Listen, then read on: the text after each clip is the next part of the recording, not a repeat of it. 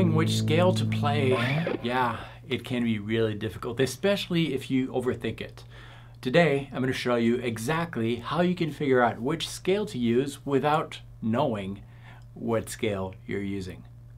That's coming up.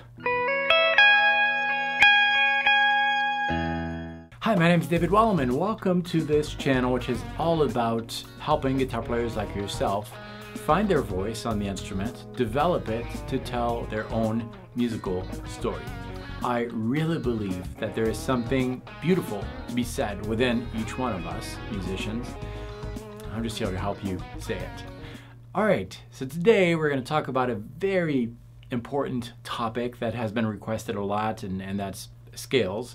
And there is a tendency for guitar players to overthink scales. Look at all the formulas, learning all the diagrams and arpeggio shapes, and those things are good, but they can sometimes prevent you to really participate into the music that you're joining, the musical conversation you're joining. And that's because when you are really into the shape thing, which has its use, but when you're really overthinking that, then your music is very influenced by the physical ability to play things, the comfort zones, the licks that you've played over and over. You're forgetting about your inner musician, who should be the real composer. This is just your tool. The real composer is within, and that can kind of get in the way sometimes. And not only can the physical aspect of playing, the shapes and the patterns, get in the way, but also the theory behind those scales can get in the way. Like, should I target the ninth to make something interesting come out? Or maybe I should emphasize that augmented fourth because I'm playing Lydian. All those things can get in the way. They are important. If you've watched my channel before, you know that I do believe that, but they're not the ultimate goal that a musician should have. Your goal should be to express yourself. Today's tip is really going back to the roots of harmony. Basically, in its simplest form, in order for a musical line, whether it's a solo or a harmony or a theme, in order for that theme, that musical thing to work over a chord progression, you need to match the elements. That's at the core of everything. Everything melodic. You need to match those musical elements. So what does that mean? That means that if you are playing over a major chord, a chord that is made with a root, major third, perfect fifth, if you choose to play a third, it needs to be major. It needs to match the elements of the chord. Okay, so that's if you want to sound melodic and accepted by most people. That doesn't mean that you can't play outside. Of course you can, but let's just consider that we're going to try to create something really melodic. Here's the scenario. You are joining a band and you have to come up with an improv. You don't know the chords, but the guitar player, who's the rhythm guy, is showing you those chords, and you're just kind of like, you know that you've got to fit the role of a lead guitar player, but you don't know the scale. So first you look at the chords, and because you need to match musical elements, that means that the scale, the key that you're jamming in, needs to match the chords that rhythm player is playing. And in the same way, needs to match the notes of your solo. So everything matches together, right? That's what creates perfect harmony. And if you know that, you know everything there is to know. Let's say that the guitar player is playing something like this. We've got an A minor here. And then he's playing an F and a D minor and a G. And you know that because he's really showing you, like, as the band is playing, he's showing you or telling you like that, and you recognize that A minor shape. So you know mentally A minor, F, D minor. He's just showing you those chords. Okay, you're taking note of that, and without playing exactly what he's playing, you're trying to memorize some of these chords. And you know that these chords are extracted from the main scale of the song, the key of the song. That's what harmony tells us. That means that these chords are made of multiple notes. Those multiple notes are part of the main scale.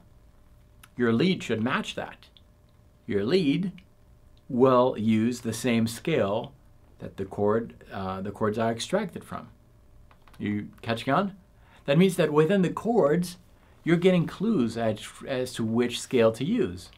Even further than that, the more chords the rhythm player is giving you, the more notes you have, the more clues you have as to which scale you're using.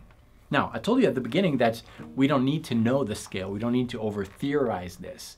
What you can do, though, is once you have those chords, A minor, as an example, A minor, F, D minor, G, try to figure out other ways of playing that. Instead of just using the open string chords, the first chords that you usually learn, dig into your catalog of chords to find other positions for these chords.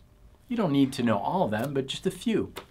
Because as a lead player, you're going to try to differentiate yourself from what the rhythm player is doing. So maybe a different zone of the fretboard. In this case, instead of using the open string positions, we can maybe use this area of the fretboard right there, which is kind of cool because that's very bendable. The notes, the strings in that zone of the fretboard are easier to bend than here, right?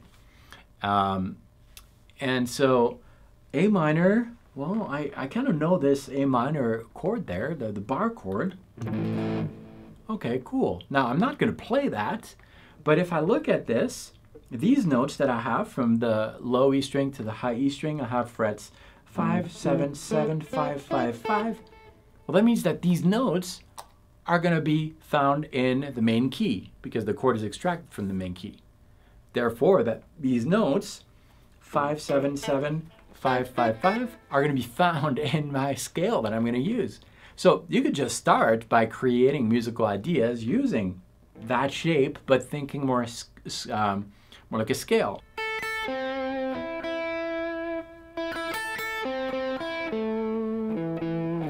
You can continue doing that as the rhythm guitar player changes those chords. So on the F,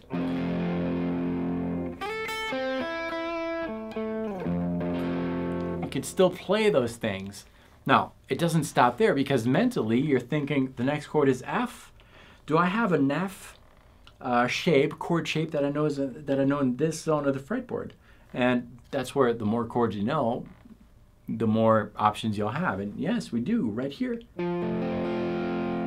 We'll just add that shape, superimpose that shape to that A minor shape, and you're gonna have the scale is gonna draw itself basically.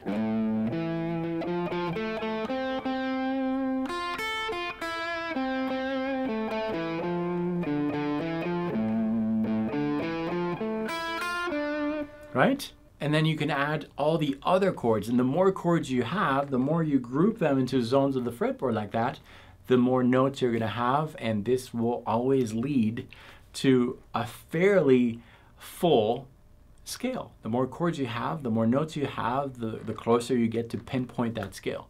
That's the idea that I have for you today. So you don't need to know all the scales. You don't need to analyze all the chords of your chord progression. Just see the first chord, see where that brings you, find a position for that chord and start phrasing with that. And as you're doing that, the song is going on, pay attention to the second chord and figure out how to play that second chord within the zone of the fretboard you picked. And with that, you're going to have a full scale that draws itself out. In this case, for example, if I superimpose an A minor, an F major, a D minor, and a G, see what draws out here? That scale is A Aeolian. That would work over that chord progression.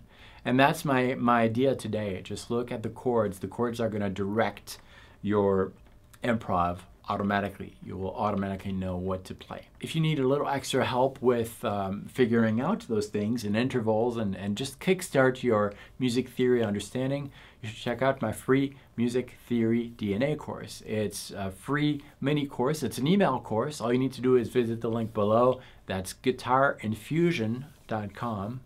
and enter a valid email, and I'll be sending you that course. At the end, I will tell you about my bigger Guitar Infusion course, which is a paid program, but no obligation, no strings attached.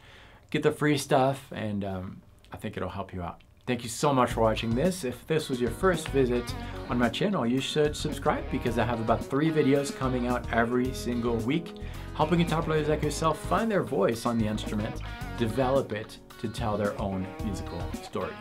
Nobody can play the way you play. Thanks for watching this. I'll see you next time.